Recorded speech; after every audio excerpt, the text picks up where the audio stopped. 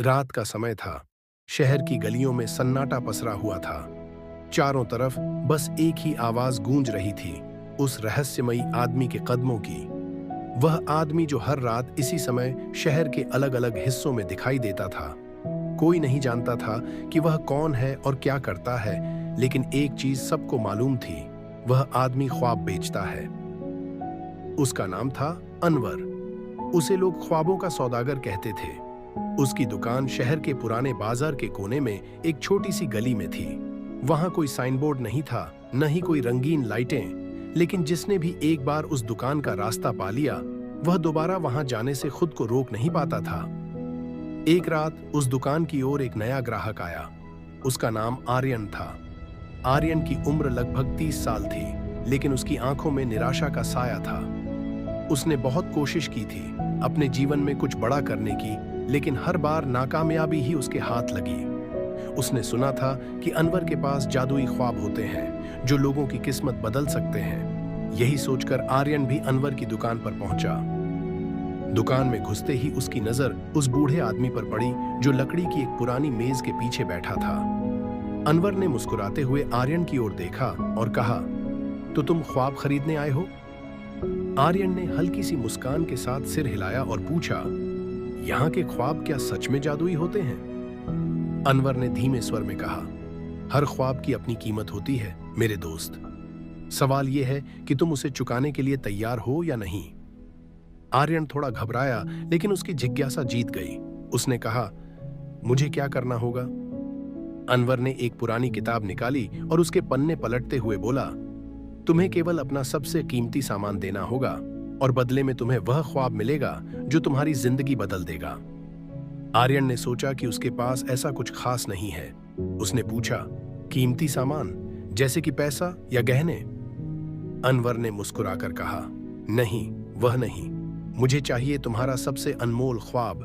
बदले में मैं तुम्हें एक ऐसा ख्वाब दूंगा जो तुम्हारी हर चाहत पूरी कर देगा। आर्यन कुछ पल के लिए सोच में पड़ गया। उसका सबसे अनमोल ख्वाब था एक मशहूर लेखक बनना। यह ख्वाब वह बचपन से देखता आया था, लेकिन उसकी तमाम कोशिशों के बावजूद वह इसमें सफल नहीं हो पाया था। उसने सोचा कि अगर वह यह ख्वाब छोड़कर कुछ और पा सकता है, तो शायद उसे ऐसा कर लेना चाहिए। ठीक है, आर्यन ने कहा, मैं अपना ख्वाब छोड़ने के लिए तैयार हूं। अनवर ने एक पुरानी शीशी निकाली और कहा, यह लो, इसमें तुम्हारा नया ख्वाब बंद है। इसे रात को सोने से पहले खोलना और देखना, तुम्हारी दुनिया बदल जाएगी। आर्यन ने शीशी ली और वहां से चला गया। घर पहुंचकर उसने शीशी को ध्यान से देखा। उसकी उत्सुकता बढ़ती जा रही थी। जैसे ही उसने शीशी का ढक्कन खोला, एक हल्की सी रोशनी बाहर निकली और कमरे में फैल गई। उसी रात आर्यन ने वह ख्वाब देखा। सुबह जब वह उठा तो उसे ऐसा लगा जैसे उसकी पूरी जिंदगी बदल चुकी हो। अब वह औरों की तरह साधारण नहीं था। उसके ख्वाब में उसे दिखा था कि वह एक बहुत बड़ा बिजनेसमैन बन चुका है, जिसकी कंपनी दुनिया भर में मशहूर है। कुछ ही समय में उसकी जिंदगी में बदलाव आने लगे। उसे एक बड़ी कंपनी में काम करने का मौका मिला और वह जल्दी ही एक अमीर इंसान बन गया। लेकिन जितनी तेजी से उसकी जिंदगी में दौलत आई, उतनी ही तेजी से उसके अंदर से कुछ छूटता चला गया। उसने पाया कि अब उसके पास कोई नया ख्वाब नहीं है। वह जितना भी अमीर बन गया था, उसकी जिंदगी से वह खुशी और सुकून कहीं गायब हो चुका था। वह हर दिन खुद को खाली महसूस करता। उसकी सफलता के बावजूद एक अजीब सी उदासी उसके मन पर हावी थी। कुछ महीने बाद वह फिर से अनवर की दुकान पर गया। इस बार उसकी आंखों में चमक नहीं, बल्कि उदासी थी।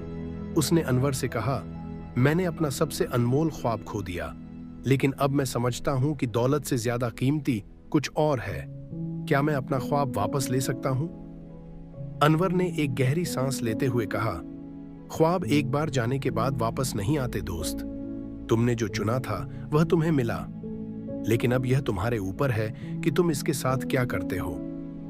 आर्यन निराश होकर दुकान से बाहर निकला।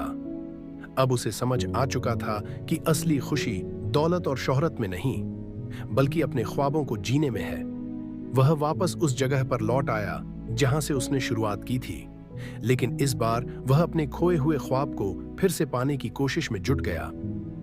कहानी का अंत यह था कि आर्यन को फिर से अपना असली ख्वाब नहीं मिला, लेकिन उसने एक और नई राह चुनी, अपनी जिंदगी को सुकून और संतोष के साथ जीने की।